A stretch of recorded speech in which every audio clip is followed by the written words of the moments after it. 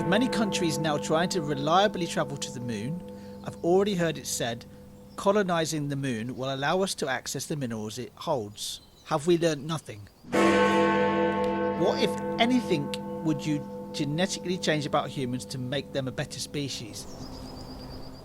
Welcome to the People's Countryside Environmental Debate Podcast. I want to get on that quickly because it's normally Stuart who does this introduction, and I never get my voice on this podcast. Yeah, we don't talk about the countryside as much as we used to because you guys send in questions for us to conversate around, and we try and bring it back to the environment now.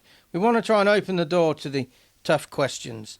We've got a varied range of topics to talk about today, and we'll talk about those a bit later. But we're not activists, William or I. We're just behind the scenes exploring the psychology behind what goes on, largely, because a lot of what we talk about is psychology, really. So I'm Stuart the Wildman, Mabbutt. My job is making people realise that nature is part of daily life. Who are you, William? Oh, William Mankelow. I am a photographer. I still do take photographs from time to time.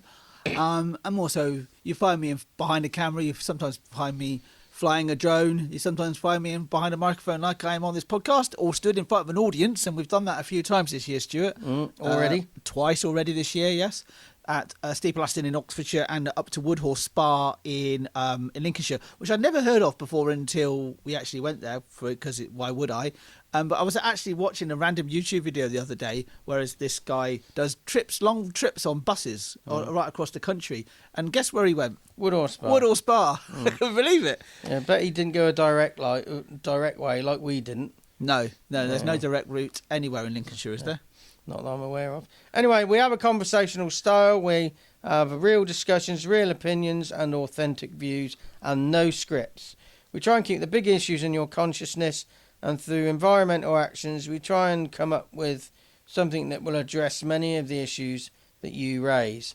We're just like you. We're just trying to find a way forward. We don't see the questions until we press record, and every question we get sent to us, it either has social justice, nature, philosophy, human condition, climate and sustainability as its essence. So we've got two questions today. One is from somebody called Moona, and the second one is from somebody called Robert. So if your name's Moona or Robert, this might be your question. Do you want to have a read of the first question, William? And I'll also reveal where these people are from when I read the question out. So, Moona, thank you very much. This is Moona's first question, and they are from Kaafu Atoll in the Maldives, so right in the middle of the Indian Ocean. First time we've had a question from the Maldives as well. Moona's question is, with many countries now trying to reliably travel to the moon, I've already heard it said, colonising the moon will allow us to access the minerals it holds. Have we learnt nothing? I fully agree with you. I heard something very similar. We want to get up there because there's minerals up there. And I don't think we have learnt anything. We're just following the same patterns that we've followed for centuries. Yeah. For even millennia, you could say. But definitely the last millennia that's how we've acted. And it's not a surprise then, is it? Not really a surprise. I think we've learnt. But because we have this hierarchy in all our cultures of, hierarchy of leadership, the vested interests, they don't allow the lessons that have been learnt by humanity to pan out in a different way. So he says, I don't think there's much to say on this, except to say going to the moon is not the holy grail people think it is. As a scientific exploration, it is. But for a mineral extraction, I mean, you could actually say that, again, I think this is just the evolution of a species. This is how a species like ours can evolve. You know, we live on a planet, we've evolved on a planet which has been for millennia been very steady when it comes to climate.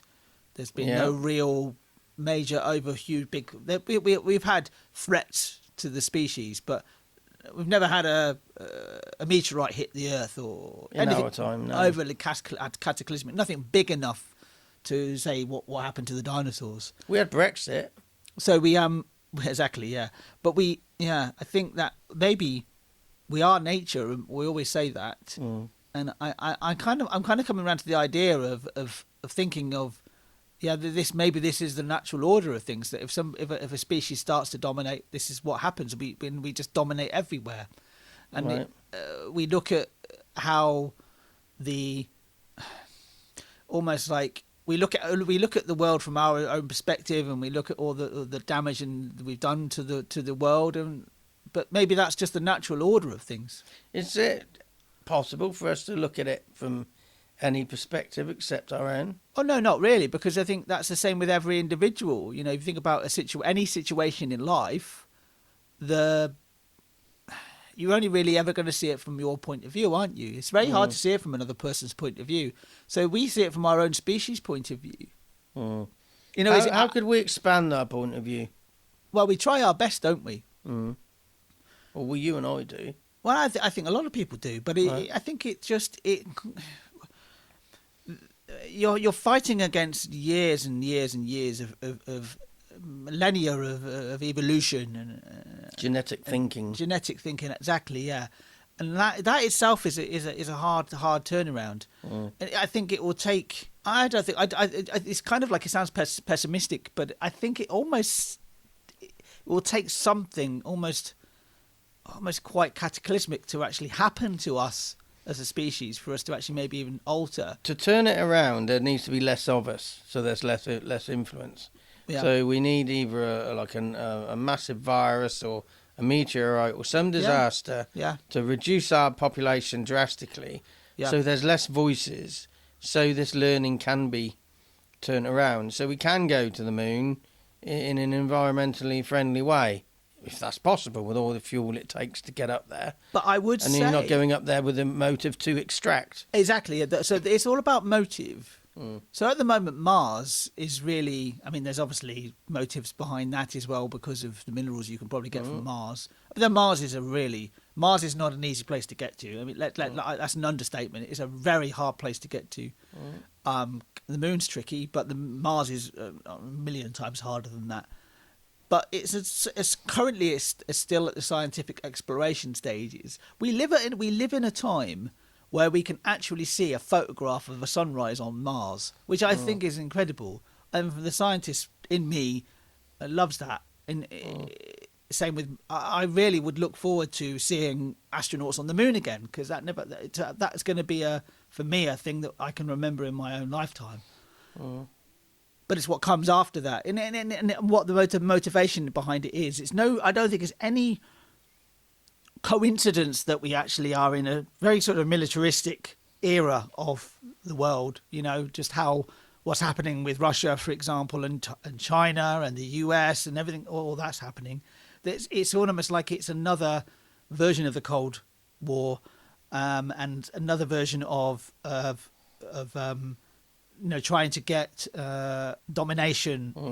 We're trying to dominate. We always try, wherever we seem to go, we always try to dominate it. We always try to dominate the area, and then we actually give permission to what can be there as well at the same time. So read the question again. Yeah, Muna's question is, with many countries now trying to reliably travel to the moon, I've already heard it said colonising the moon will allow us to access the mineral it holds. Have we learned nothing? I would say we haven't really, no.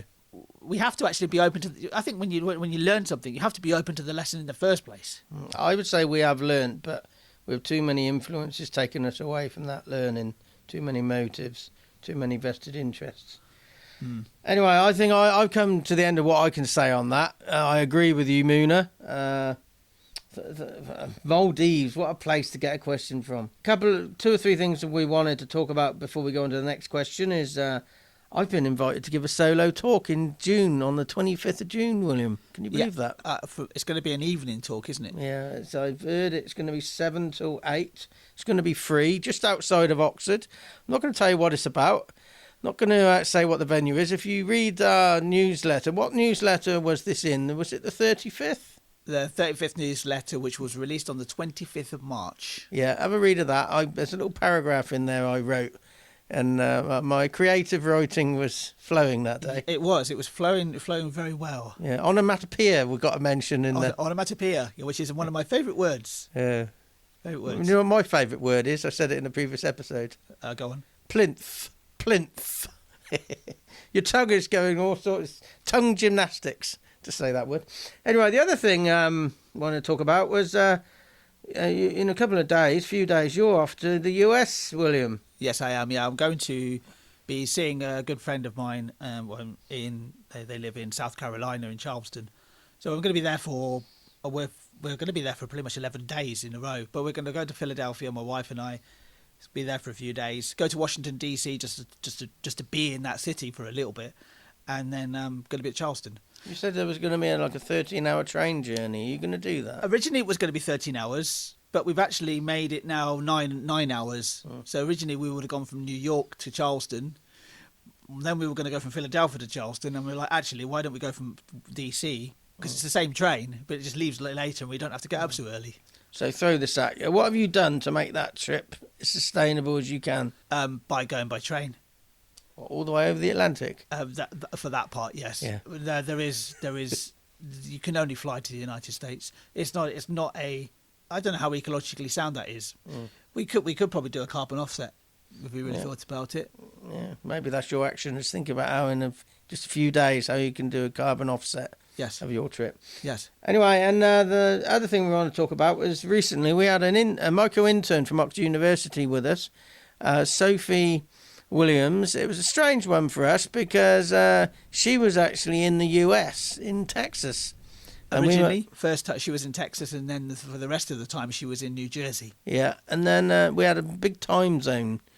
We did, and funnily enough, the place I'm going to, Philadelphia, is on the New Jersey border. So it's just, I think it was almost down the road from where she would have been. So we were having Zoom meetings in the morning, lunchtime for us, and morning for her. Yeah. Normally we have remote Zoom meetings with interns in the afternoon, evening. So it was a very different vibe, and she produced. She turned a few of our podcast episodes into blogs on People's Countryside website. Yep.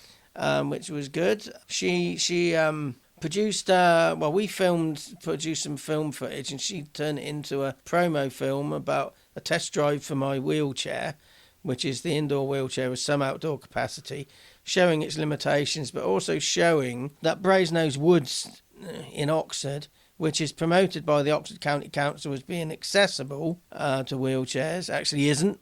Yeah. On many different levels, so we thank her for that. She produced a whole list of hashtags to promote our work, and she also did some work on some promo postcards we do. So keep an eye out for her work. It was quite an enjoyable remote experience, don't you think? Yeah, I agree. Yeah, and we're hoping to meet up for grab a coffee with her in some time soon, maybe late April. Yeah, when you return from the US, and when she gets, because she's at Mansfield College in Oxford, she's got to get back as well. I was going to say, because there's a very slim chance you might actually be flying from the same airport that I'm flying from. Yeah, the world's a small place. It is, yes. No, a podcast is a small place. Where's the next question from? The second question. So it's Robert. Robert's from Fishponds in Bristol, England. I know I've got a couple of friends who live on Fishponds Road. Right. So it's just down the road from Fishponds. Mm. So I'm familiar with that area of Bristol.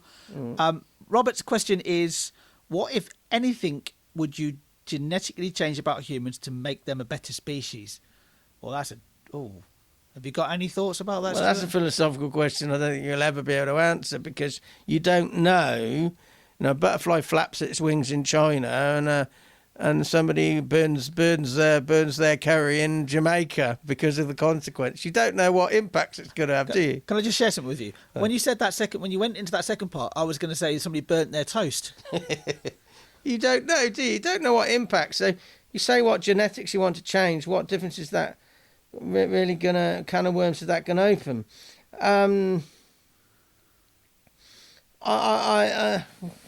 Longevity, to understand the impact of our actions. What, in life? Yeah.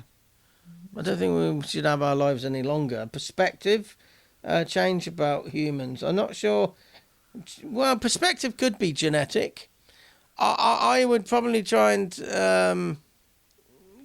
our genetics. I try and filter out our fixations on whatever. We get fixated as a race on things. But you look. If you go for a walk after this podcast, how many people are carrying bags we put things in bags, we put things in containers, we put things in categories. I'd maybe try and genetically try and remove that predisposition. I would say genetically, then one thing I've just thought about is this. Often our brain is a little bit of a struggle between the what you could say is the primitive part of the brain and then the more advanced part of the brain, the cognitive thinking part. Maybe if you change this genetically, that we can actually be that cognitive part can be a lot stronger, because a lot of our reactions, bad reactions, come from the very primitive brain, the monkey brain. The fight or flight mechanism comes from there, which is useful to some degree, but a lot of our threats, a lot of the threats we had when we were maybe 50,000 years ago just don't exist anymore, because we eradicated most of the threats. So maybe we can just think more logically and more community based. I don't know. That again, no if you change that, what impacts is going to have? Oh, elsewhere? absolutely. It kind of buys into the question of, if you can tell your 20-year-old self something, what would you tell them? And I always say I will tell them nothing, because I've got no idea what the impact those words will have on my life. I would probably say, on balance, I wouldn't change anything. I would just try and make a better job of what we've got, because we can't genetically change it at the moment. Yeah. But just try and live better, but be nicer. Be kinder, yes. If you're driving down the road and somebody pulls out in front of you, not looking at you and don't even realise they've pulled out, don't go screaming into the side of them, making the situation worse. Yeah, and that's described the situation I was in very recently, and I wasn't driving. Yeah, and the driver even admitted, I made that worse, didn't I? Yes, you did. On a purpose. Yeah, maybe edit edit pointless road rage. Yeah, and remember, everybody around you is living their own life. There's this thing called the Dictionary of Obscure Sorrows, which basically is a dictionary of they take a word and they give it meaning, and it's this idea of the word is sonder, Sonder. I don't remember the exact definition of it in this dictionary, but it's kind of along the lines of, you think you are the main protagonist in the world in life, but actually often you're just the passing of the person in the car. Or you think about all the people that have passed in the car in a vehicle on this junction here, Stuart, today. Yeah. Just in our recording. Yeah, just outside. We've got no idea who they are, what their motives are, what they're feeling right now, where they're going, what they're doing. We've got no idea, have we? And but we're exactly the same. So it's almost to remember that fact, and then just try to make the environment around you more pleasant to be in, by being nicer to people around you. It's not hard. Yeah, so maybe that's the action, right? Well, yeah, maybe instead of wishing for something else, just wish for something better from what we've got. Yeah, and be the change yourself. Yeah. Yeah, try and be that change. Okay, a relatively short episode this one, but 2 short questions and 2 relatively concise answers, but plenty of room for you to keep thinking about this. Just when this episode ends, you don't have to stop thinking. Keep analysing.